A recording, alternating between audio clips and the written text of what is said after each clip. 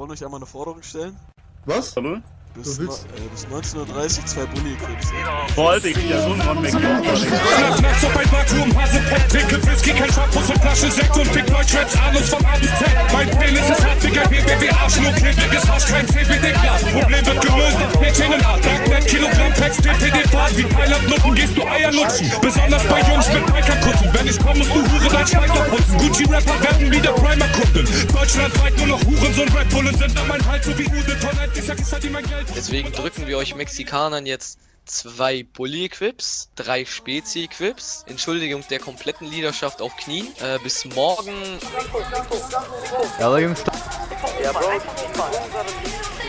drauf durch.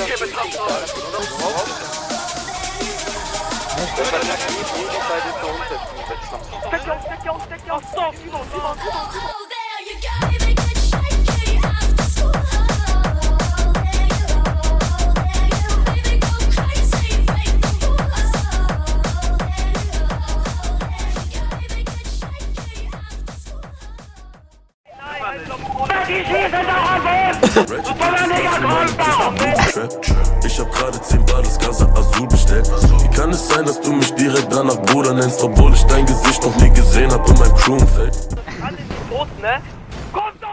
Sachen, die du mit deinen Augen nicht sehen kannst. Sowas wie eine halbe Mio eingepackt in Klebeband.